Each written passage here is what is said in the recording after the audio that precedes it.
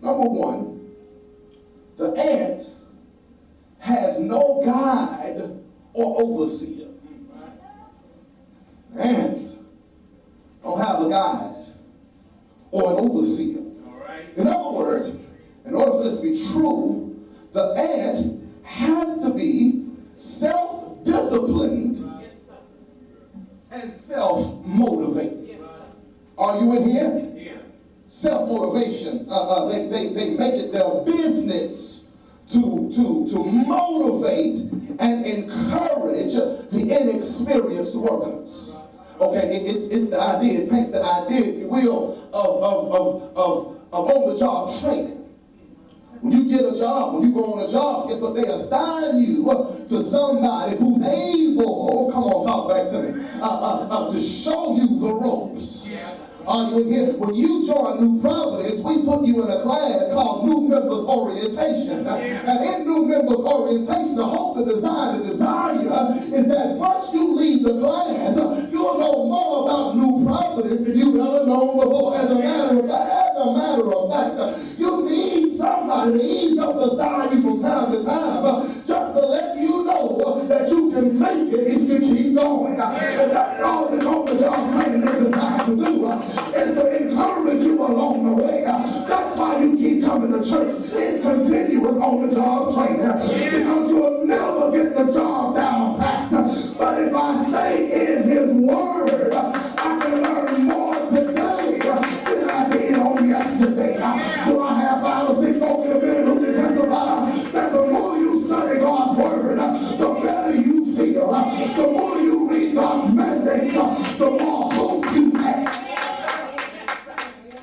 So they make it their business to motivate and encourage the inexperienced. When everybody's not on the same playing ground.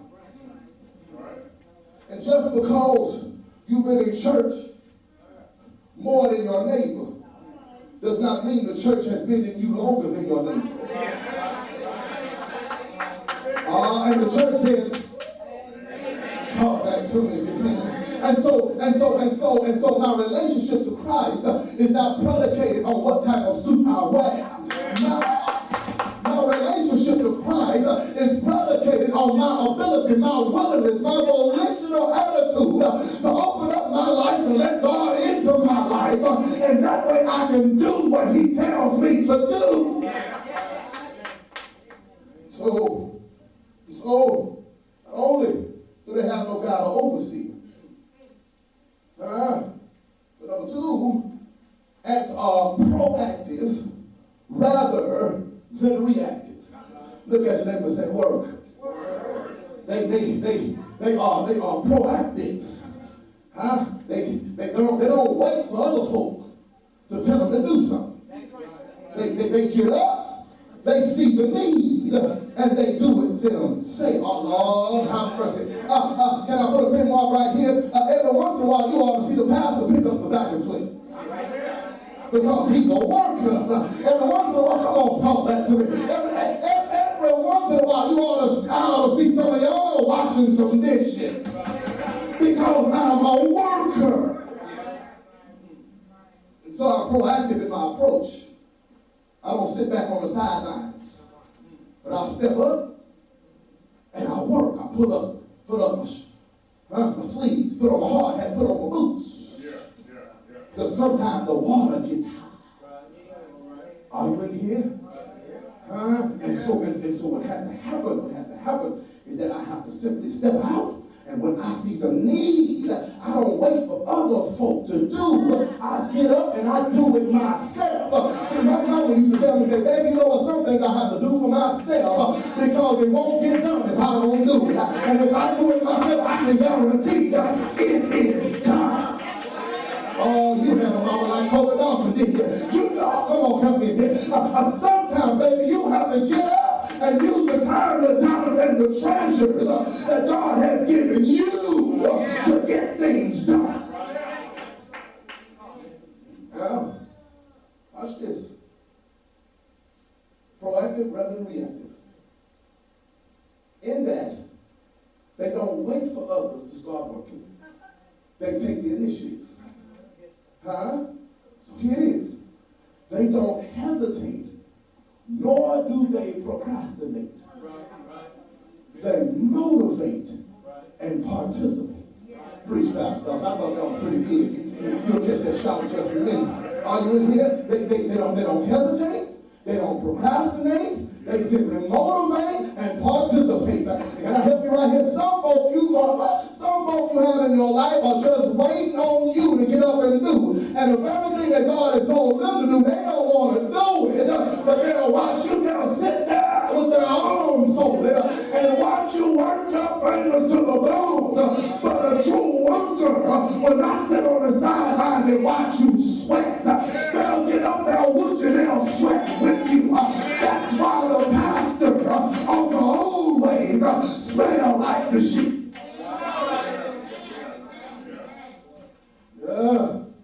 Sheep smell like other sheep. Talk back to me if you can. So now all of us have a very important job in the church. Whether you pastor from the pulpit, whether you play the ivories, whether you sing in the choir, whether you usher on the board, whether you deacon on the front row, whether your job title is on the roll or not, you play a very valuable role in ministry here at the church. Are you in here? Now, watch this. We're talking about the contrast between procrastination, hesitation, motivation, and participation. A person who's always hesitant can never step out because they're tripping over their own feet. I mean, they want to step out on faith. They want to move forward. They have a burning desire. But Satan steps in and discourages them. Oh, am I the only one who ever felt that way? Satan will step in and discourage. And the very thing that God talked you into, you allow Satan to talk you out of. So your job now is to participate. And during your participation, guess where the motivation comes from? Other folk will see now that you are a willing worker. And something is written on the countenance of your face. A smile. A hug. A gentle embrace. An uplifting demeanor or spirit. Because it is contagious. Are you in here? And when folk latch on to that contagious mentality, that contagious countenance, that contagious attitude of yours, guess what happens? They take on the same attitude that you know. Watch this. That's both negative and positive.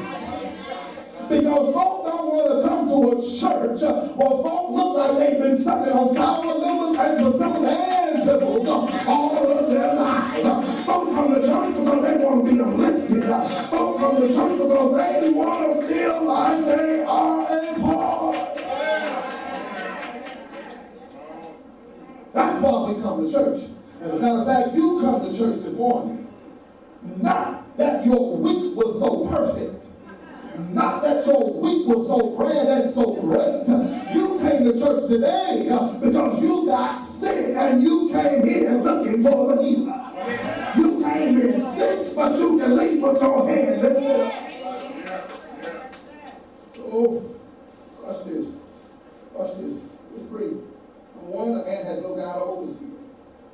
It's self-motivated. And it's motivated to encourage the inexperienced workers.